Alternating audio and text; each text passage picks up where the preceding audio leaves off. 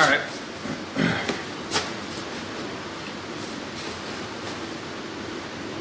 All right, so I got my sound damperers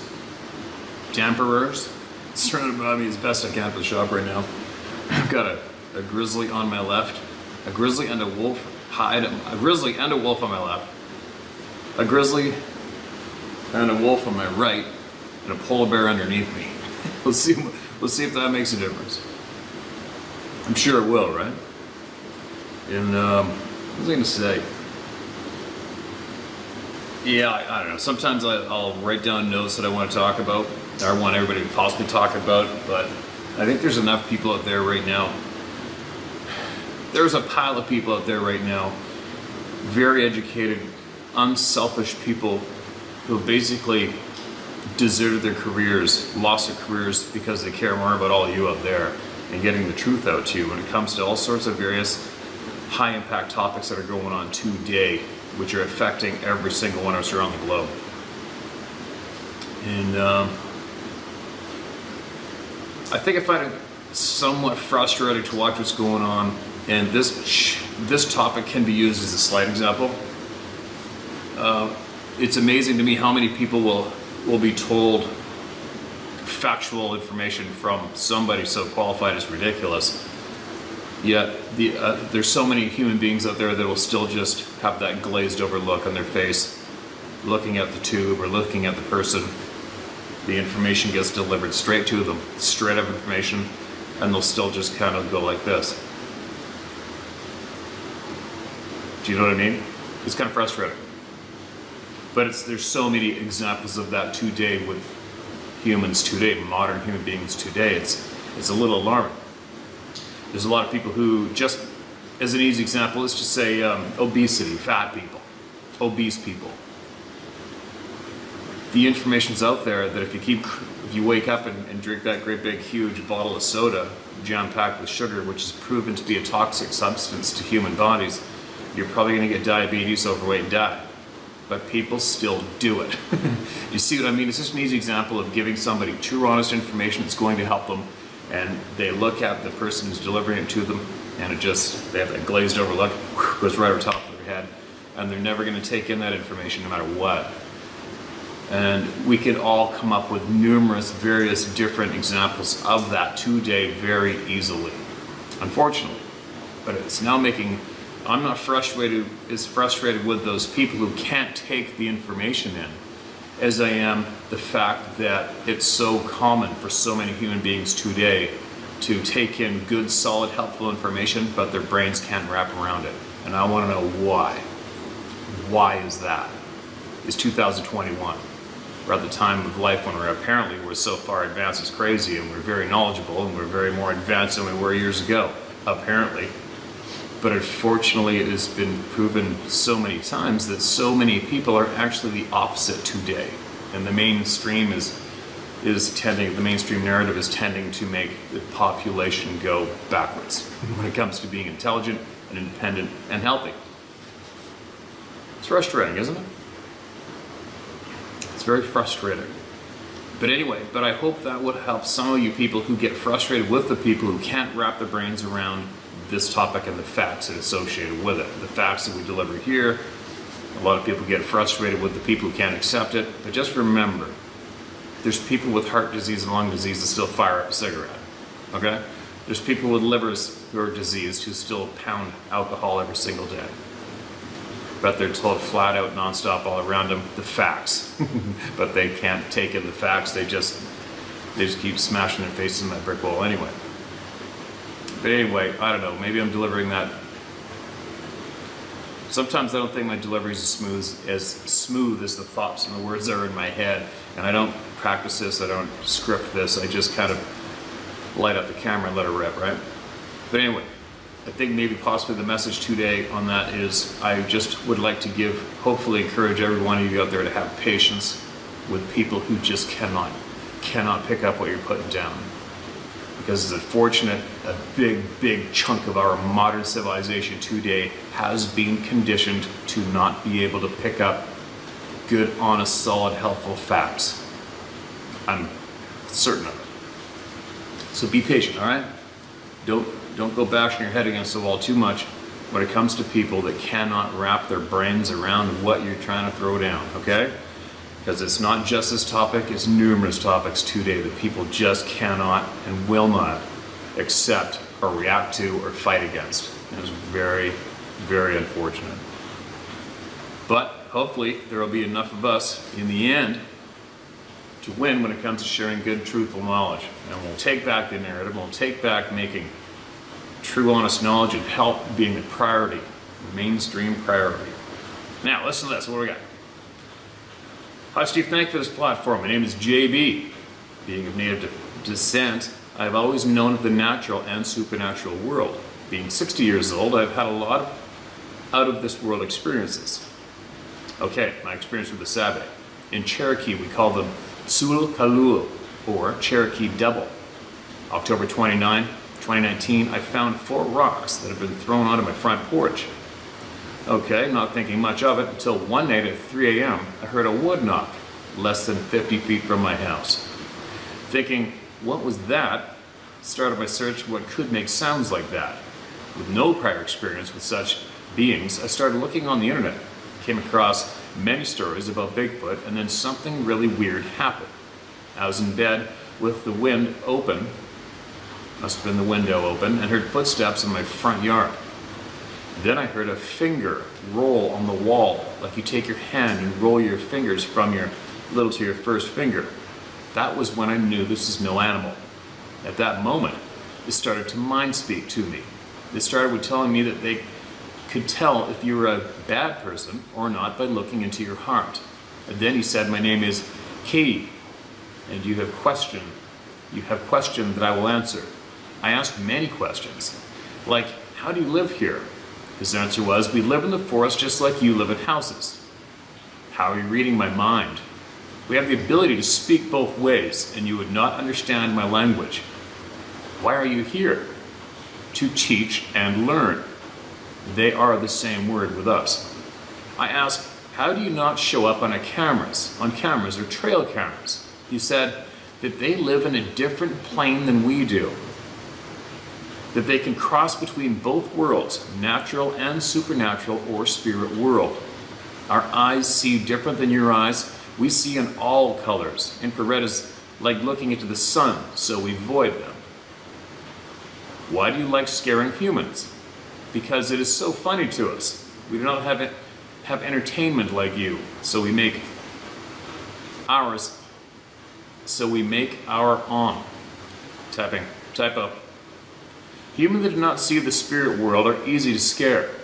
Steve, this is the first time talking with Mindspeak.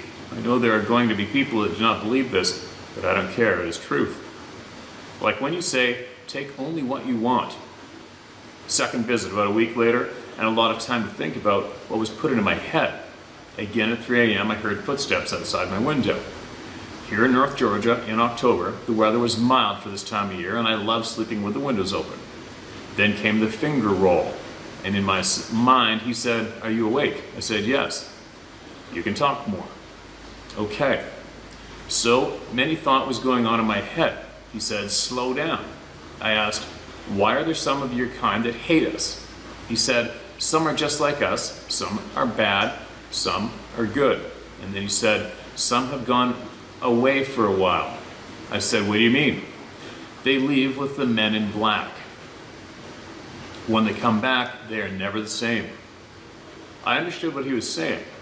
Whoever these people are in the government take some of these beings and do trouble things to them. Could you imagine the government with a weapon like this? That could make you feel absolute terror, complete calm. The ability to see in all color spectrum.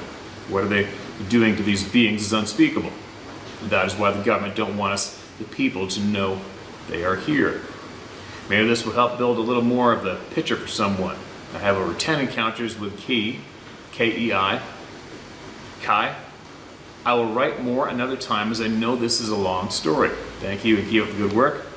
P.S. I sent a little of this to another channel here in the south. It is being watched by the government because a week after sending it, black helicopters came to my house for about a week. Sorry, black souls. Well, that's definitely a chunk to wrap your brain around, isn't it? And don't forget, you guys, take from it what you will or leave it, all right? We've had numerous people, I've had people here in British Columbia talk about having conversations with these beings. We had a guy in BC who had a friendship with one of these things when he was a young boy growing up, and then came across it recently again near the Fraser Valley. It said it was huge, and they use mind speak still, right? There isn't one of us on here that can dictate whether or not the mind speak thing is true or not. Not one of us, because we don't know everything. We haven't been there, or we haven't had it happen to us yet. But we have had, what, thousands of people now write in that this mind speak thing's going down? Thousands of people. So, what are you going to do with that information? What are you going to do when you have thousands of people telling us from around the world that aren't connected that they have these things communicating with them without speaking out loud? What are you going to do? I know one thing that I'm going to do is I'm going to listen. I'm going to listen, and I'm going to hopefully learn a lot more and try to make sense of this for myself. Now, to the original emailer right now, thank you so much for sharing that. And if I got carried away right now, I would probably rattle off about 500 questions for you to pass along. I think at this point of the game, I'd like to know who exactly abducts these beings or takes them away. Where do these people come from? Who are they? Do they do this around the globe in every single country? Do they do it in Canada and in the United States only? What's up? Who is it? Who signs their paychecks? And one thing that would make me kind of question that in a way would be, all right, so these evil dirtbag humans that possibly do this, why would they even let them go? Why would they let them go back in the woods? Why would they seem to terminate a lot of human beings, right? Could be a lot of questions fired at you. But I think I'll sit back, take in what you're sharing, and I'm going to anticipate you sharing more, and I'm going to look forward to it because I want to learn. I want to hear what you got, all right? I want to hear what you got. I want to hear it all. So email it back. Share it with the people through me, okay? Appreciate your time you took sending that in. So many messages. What's this one? So it's titled Forest People. Hey Steve, my name is Don Ward. I am from Indiana. I've never seen one of the forest people, though I have no doubt of their existence. What I saw and how it happened screwed up my head and changed my life for years. I'll keep this short because I know how many emails you get. There's peer-reviewed scientific proof something like Bigfoot is out there. Look up Mount St. Helens deer bone piles. There you can read a peer-reviewed paper by a scientist. He tested the DNA and looked at the tooth imprints left in the bone. The tooth imprints were like a human's, but only 4 or 5 times larger. They estimated a human would have to be around 8 to 10 feet tall to have this large of teeth. The DNA showed up as unknown human, if I recall correctly. My sighting of a little person. When I was 14, I turned the flashlight beam on. It was in a clearing with 3 inches of water in it. What I lit up was a 2.5 foot tall, little goblin-like creature. It looked a lot like a golem on Lord of the Rings. I was raised in a very religious home, so I couldn't tell anyone.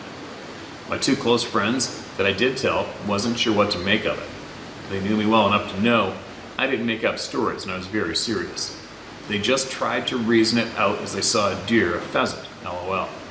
I spent years trying to figure out what it was. My First Nations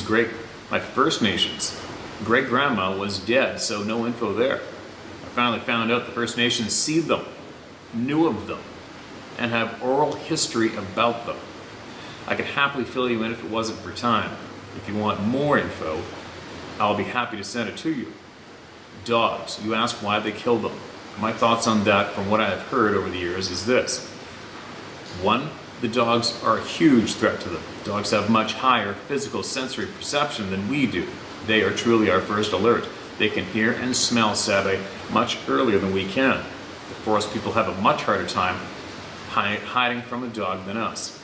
All the knowledge I have gained over the years listening to encounters is this. The forest people hate getting seen by us. Dogs alert us way before most people know they're around. So yeah, they kill them ASAP. Also, a dog may be a delicacy to them. Think of all the people whose dogs have been killed. When you go back over those killings, the one that will stand out is this, that every dog killed first is always the ones that alerted their owners to the forest people's presence. So that dog is the one targeted and killed as soon as it can be. That shows how important a dog is to humans. It also allows us to see how worried or disturbed Sasquatch is when we have a dog. I really feel this is one of the most important things we can learn for our safety. I feel like the forest people will be more likely to leave you alone if you have a dog with you. Now I know none of these are 100%. I know dogs separated from a human will get attacked by them. Some dogs shit themselves and will run off and leave you there. How many reports can you recall a human and a dog getting attacked together? I hope this helps. Hunting over the years, I found I can lose sight of an animal, but I can usually feel where it is. I don't know how to explain it, I just know it's possible. So if I can do that, anyone can. It's just a matter of developing it. It also takes a bit of trust in your instincts. Most people argue away those skills. They are so sure it's not real, they lose them. Thank you, Steve, for all you do. I'm sorry that this is long. Trust me, I cut so much out to keep it short. Feel free to contact me anytime, or if you want any more information. I'm happy to help the community in any way. Don Ward. Okay, Don, thanks for that, man. And if you got more knowledge to share that's going to help the people, you think it's going to help somebody through me, share it. Just share it, okay? Share what you got, share it all, and get it out. It's the only way people are going to learn honestly today is by listening to each other. That's the only way, without a doubt, all right? Letting the people speak. Every single word is heard. Take from what you will or leave it, but that's how we're going to learn. Nobody dictates to us what may be heard or not, except us from here on in, all right? Only us, okay? What else do we have? Bigfoot counter. Hi, Steve, hope all is well. First, just want to say how much I love your channel. Recently started to follow you. I have to say you're doing an amazing job. Thank you for the kind words. Last summer, my wife and I went to Glacier National Park for a 5 days camping trip. We picked a spot at Logging Creek. Very nice, quiet, and far from everything. On our third day, we decided to hike to the Quartz Trail, the Quartz Lake Trail. We didn't really know how long it would take to get to the lake, but we were prepared for a long distance hike anyways. After an hour or so, you get to an old homestead built in the early 1900s, which is in a big clearing. Then you enter a much more wooded area. By the looks of it, the tracks of the last person who hiked that part of the trail were about 2 days old. So about 20 minutes in, we hear a big snap. It sounded like a big tree had broken off. Weird thing, there was no other sound, like a tree falling to the ground. So my wife and I looked at each other, kind of spooked by it. We both felt like something was looking at us. For some reason, I don't know why, I decided to whistle. 3 times I did. Maybe I just felt like we had to let whatever was looking to us. Maybe I just felt like we had to let whatever was looking to us, that we knew it was. Not even a second after my third whistle, we both heard a clear, distinct answer. 3 whistles. We both looked at each other speechless. Right after that, we just turned and kept walking like nothing happened. At this point, we just wanted to get to our destination. The whole last hour of our hike, we could hear steps. When we would stop, it would stop. It was following us until we crossed Quartz Creek. After that, nothing. No weird feeling, no steps, just quietness.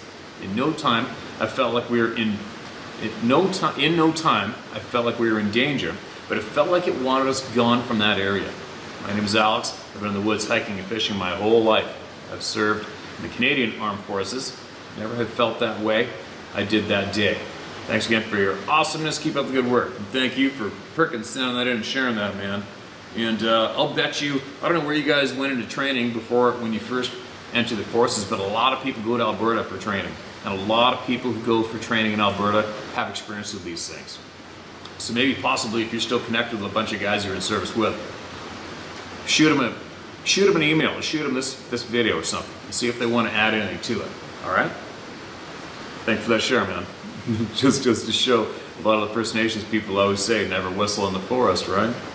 Never whistle in the forest is the word in the street.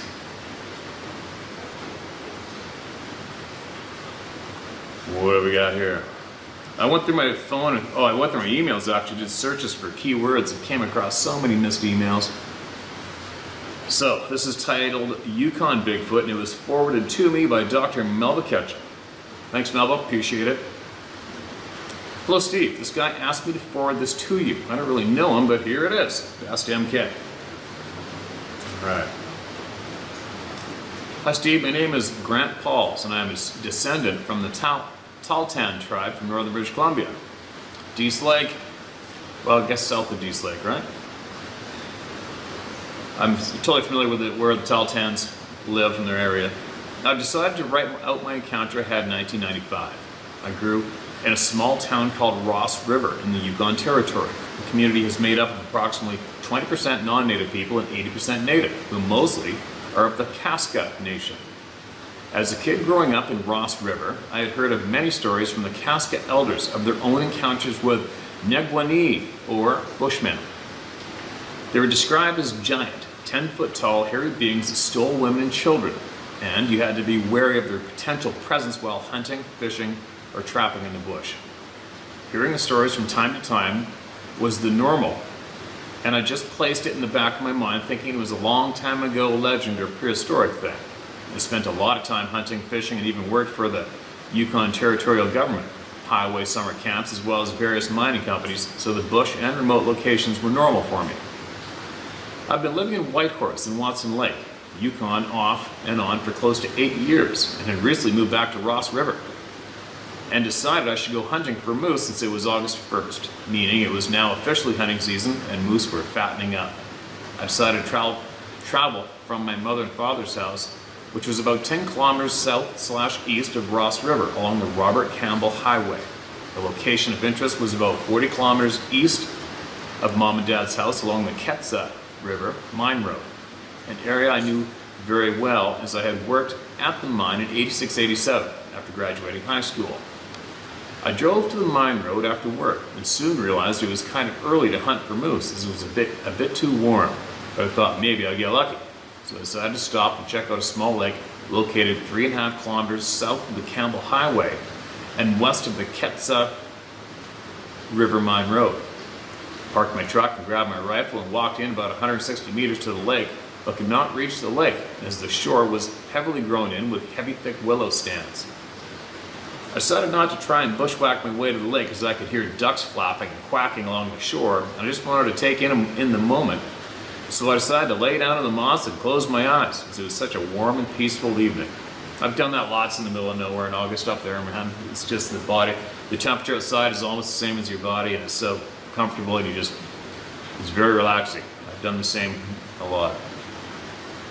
After about 20 or 30 minutes of laying back in the moss and my eyes closed, I could hear something or somethings moving around approximately 50 meters behind me towards the direction of the road where I parked. I originally thought birds or squirrels, but realized the movement was too heavy and quick to be either birds or squirrels. I thought maybe it was a bear, possibly.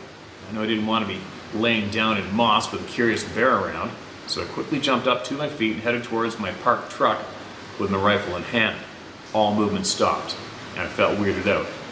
But I continued my short walk back to the truck. I thought nothing more of the noises and headed back to my parents' house. 2 days later, I decided to head back to the same general location on the mine road again, but this time I was going to park a half a kilometer further at kilometer 4, where there's a 40 or 50 foot high gravel knoll on the east side of the road, which would give me a perfect view of a small chain of lakes east of the road. I parked the truck at the base of the knoll and climbed to the top of the little knoll. A couple moose calls. After about 10 minutes, I realized it was getting dusk sooner than expected, and the area was strangely deadpan quiet. It was polar opposite to what the area was just previous 2 days earlier. I decided to make a couple more moose calls and started to think about what I should be doing next. Wait around listening for activity or head home. I looked down to the bottom of the knoll where the truck was parked and I gazed towards the road looking southwest when I noticed two human silhouettes backlit by the sun looking in my direction 220 meters away. The two people were standing just right off the road and were standing next to a small spruce tree and were standing amongst the buckbrush willows. I noticed the buckbrush was at the waist height of the person on the left, and there was a shimmer of dark red, brown, and black along its right arm and shoulder. I automatically assumed he was wearing what I thought was a plaid wool bush jacket, without seeing any actual plaid shapes. For reference only. I noticed the person on the right was moving back and forth like they were antsy. I also noticed the buckbrush was at mid-chest line on the shorter being. I just stared at them, and they were looking back at me. I could not see their faces as they were backlit by the sun as it was turning to dusk. I tried hard to see facial markers like brow, eyes, nose, and chin, but I could not see any of the outline markers. I had a freaky, fleeting, momentary thought to myself, Bushman. Then my mind raced to rationalize the situation, and I thought those are locals from Ross River, camped, and were likely cutting firewood, as this location was originally an area where a lot of firewood was cut. The being on the right kept looking up at the being on the left, judging by the way it kept cocking its head. It was like the smaller being was motioning to the big being. That hunter didn't realize we are here. And my mind raced to, oh no, I was calling moose and people are watching me. I felt immediately embarrassed as it all made sense to why it was just so deadpan quiet and there was no sign of game. I decided to face my embarrassment and walk down to the truck and drive over towards where I spotted them and say hello. And maybe ask how was my moose call, LOL. As I walked down the gravel knoll, I gave the people one big wave as to say, I see you too. I climbed into the truck and drove the quarter-kilometer down the road and noticed they were gone. And I overshot the location a little bit. So instead of backing up and trying to turn around on the eroded road, I thought I would drive half a kilometer further to an area which I knew I could turn around with ease. I got turned around and neared the location where I last saw them. I noticed there was no camp or trucks or anything. It looked like no one had camped in that area in years. I looked and noticed there was no recent tire tracks either. I noticed the small spruce tree and the buckbrush where I'd seen the two people standing. No one was around. I looked at the buckbrush and I figured it was as high as the other buckbrush I walked through 2 days earlier, maybe 5 to 5.5 feet tall. I immediately thought my eyes were playing tricks on me. Did I just see two bushmen? I started to feel adrenaline building in my system. I thought to myself, go to the top of the gravel knoll and look again because it could have been shadows. I thought if I don't, I'll never know for sure. I drove to the bottom of the knoll, jumped out and grabbed my gun just in case, and ran to the top of the knoll and turned back to look towards the small spruce tree and the buckbrush. And I saw nothing but the small spruce tree and the buckbrush. I ran back to the truck and hauled ass back to my parents' house, traveling between 140 and 60 kilometers an hour. I swear to God, my adrenaline was so high, and it lasted for the entire 40-kilometer drive with my body shaking and my mind racing with what I just saw. I arrived back to my parents, come through the door, way pumped up, and strangely enough, noticed they were watching a story on TV about Bigfoot. I announced to them, that's what I saw, and pointed at the TV. I went on and told them my experience and what I saw. They just listened and didn't say a lot. The following day, a family friend of ours came to visit us. His name was Frank. He's a traditional Casca Native man who spent years in that particular area hunting, fishing, and trapping. Before I knew it, I just blurted out to him what I saw. I expected to be laughed at or to be berated by him. What he said to me blew me away. He said, I know where they live. I was like, what? I know where they live. I saw them and I followed them to where they live. I felt both vindicated for my sighting in an area he knew like the back of his hand. I was also astounded with what he said. I shared my story and he shared his story. My dad was standing there just shaking his head in amazement and disbelief. To this day, when I share this story, 25 years later, the hair stands up, my arms, and I get the EBGBs. I've not been able to shake those feelings of being freaked out. Through this experience, it took me 3 years to go hunting again. Now when I hunt, my sixth sense is on high alert. I've become a super hunter where I can see movement, shape, and sound way before everyone else sees anything. It's truly freaky. What I saw was two large reddish-brown, dark brown / black hair-covered beings with conical-shaped heads, no necks, with the large one standing between 8 to 9 feet tall, with a set of shoulders that easily was 4 to 5 feet across and weighed 600 to 750 pounds. The The smaller one was 7 to 8 feet tall and was 500 to 600 pounds. The only thing I compare to the width and the height of this being would be like looking at a large Clydesdale horse and seeing width of its belly and top of its head standing and looking straight at you. That would begin to give you an idea of the width of his shoulders and the height of the beings. For comparison, I'm 6 feet tall, 280 pounds, 280 pound man with shoulders spread at 24 inches or 2 feet. These beings made me look like a kid. I can tell you, it's not a matter of whether I believe they exist. It's a matter of what are they exactly and why are they not acknowledged by governments. I did recently hear something on one of the YouTube Bigfoot channels which helped put me at ease, which I never thought about until then. These beings have always been here. My name is Grant Pauls, and this is my story.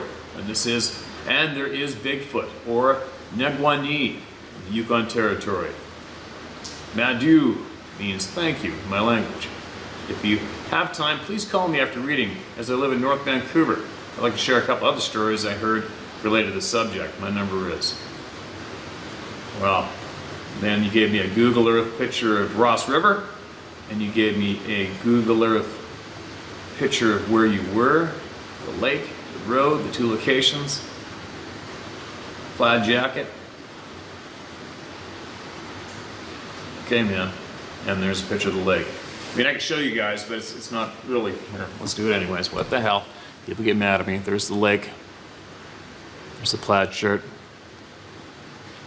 There is the gravel road where he was, where he's seeing these things. Again. And there is the Google Earth location. There you go. Whoa, it saves me. I'm sitting on a pack box for my horse. My tack gear right now is wobbly. What did I share? Anything on there? Okay, just to make sure I didn't share any email on those photos. I wasn't thinking of that before I just went and shared the video. All good. All right, there you go. Share and absolutely appreciate it. And I've been to basically everywhere you've been up there in my past too. When I travel up there to go guiding or just hanging out with friends in northern BC, we used to drive from Toad River all the way to the Yukon and back again when it never got dark out at night, just to see how many bears we'd see and stuff. But anyway, just in the southern Yukon border, Carcross is tons, dozens and dozens of encounters there, non-stop. And game wardens also had one. They went along the right of way, beside the highway. Everybody's got a quad trail beside the highway. The 2 game wardens were on the quad trail, and this thing was standing in the ditch on the other side of the road, looking right out on Alaska Highway up there. So you're not alone, man. If I get time and I think of it, and I'm back in Vancouver, I'll give you a call. We can hook up. Maybe we'll have you over here once we get this fired up. Who knows? But if not, either way, make sure you share more knowledge than you come across. All right? So we're looking for knowledge here. And take note that we're not looking for evidence. We're not looking for proof here. I just realized that the other day. We don't ask for evidence. We don't ask for proof, ever. We don't even discuss it. Isn't that great? We're at the next level. The next level, we want to hear knowledge. We want to know the knowledge of these things, the why, where, how, whens, and why we're being lied to. Why are we being lied to? Here's one. My grandfather's story. Hey Steve, love your videos. You seem like a really genuine guy and a really good hunter. And anyway, my story is my grandfather's story. A really beautiful place that is in the western side of Wyoming in the Rockies. My family spent many generations hunting across the states, mostly in Wyoming, Montana, and Colorado. This is not my story, but my grandfather's. His name is Ron Martin, and my grandfather's a really true, down-to-earth country boy. Anyway, my grandfather went hunting in a place north of Alpine and below Jackson Hole in a place called Smoky Valley. Unfortunately, now that place is currently in flames. But that's not the point. He was hunting for elk. He had been tracking this herd of bulls and 2 cows for a while, and he finally got the chance to go and try to get the bull he had his eye on. So he packed up by himself and went off. He said he set up camp at the top of the other side of the valley, which he said he had never hunted before.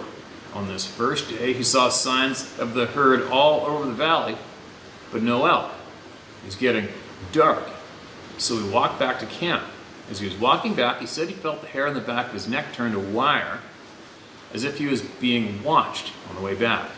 The first day, he walked back on the same trail he walked going up on when he saw a footprint in the mud next to his older boot print.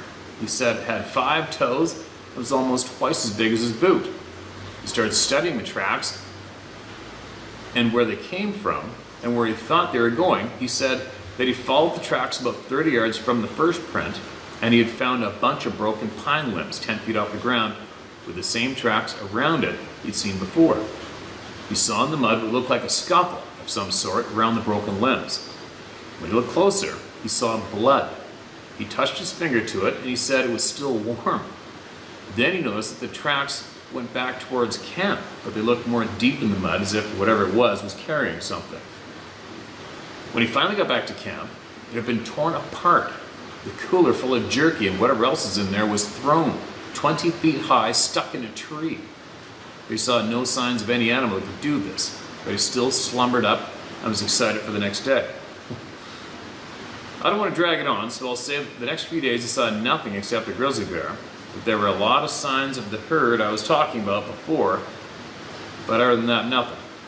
The next day he said that he was Glacier Park for a little while and saw the herd of elk he'd been talking about. He watched them for a little bit and noticed that all the elk were on the edge. One of the cows with one calf especially, he took note and kept watching. All of a sudden, the herd got spooked and ran up the valley towards my grandpa. He got excited, walked down by 200 yards and sat and waited with his .308. He saw the big bull elk. He saw this time the year before, and he waited for a clear shot. The bull had 10 points on one side and 12 on the other, with a drop tine, or whatever you call it. I can't remember, yards away, and it dropped and then ran. He waited a little while to go after it. The bull had ran up the valley and down the other side and fell over some rocks and broke its left antler. He was packing it out and went the short way to camp. He came back to get the rest of it after about 3 trips back and forth, packing that batch out, and there on his last one he came back and the rest of the elk was gone. He had already grabbed most of the meat and the head. He saw where it had been dragged, and he sat there for a minute and thought about going after it when he heard a scream like no other animal he knows can make. He said he knows it's not a mountain lion because he spent years with them being a problem on his ranch. He walked up the valley a couple miles back to camp without his last quarter of meat, when a rock the size of a shoe was thrown at him and almost hit him in the head. He made it back to safety and home safely. My grandfather is not the type to lie about this stuff. Like that, he is really true down to earth. Like he is really true down and to earth. He also said in the same week he killed the elk, he was in a little half saloon-style restaurant. He had a few drinks and was going to drive up the mountain home. When he got up, the bar was empty. He thought that was weird because it had 4 to 5 people in there, which was kind of a lot being in where he lived. He was getting in his truck when he saw a huge blinding light right above him. And then he said the next thing he knew, he was woke up in his truck, rolling up the mountain road going home 5 miles an hour. Crazy, right? You don't have to believe me, but I know my gramps would not lie. My name is Dane. Thank you for listening to my story. I would like if you would tell it, but you do not have to. And I told it, and I loved every second of it. Especially when it comes from the grandfather, right? The grandparents. I think today our senior population is probably the most knowledgeable population we have of honest knowledge today. Thanks for sharing that, man. Absolutely appreciate it. And at the very end of the story is going to make a handful of people's eyes roll, but from the intelligent people that I hear from today, that I trust in my life and are investigating much, you better start listening to people when they say look up. Okay? That's what I can share with you right now is if you're feeling alarmed, uneasy, something's not right, look up. Alright? It's not a bad thing to do today. There's 100% some threats coming from above. 100%. Take from that what you will or leave it. I might want to take something from it. Anyway, that should be good for right now. I got to go back in and got some Halloween stuff to do. We're going to have a little bit of a home family pumpkin carving competition. So that'll be good. And then I'm going to come back out possibly and share some more. You probably hear that noise in the background. Probably sounds like white noise. That's what it's called. But it's actually rain pouring on my metal roof on top of the shop here. It's absolutely pouring rain. I don't see any end to it anytime soon, but it is what it is. I'll be back sharing a lot more with you guys real quick. So, share my story, howtohunt.com, tell my story, howtohunt.com, and you got knowledge, you make sure you get it in, all right? The people need good, solid, honest knowledge today, possibly more than any time ever previous in our history.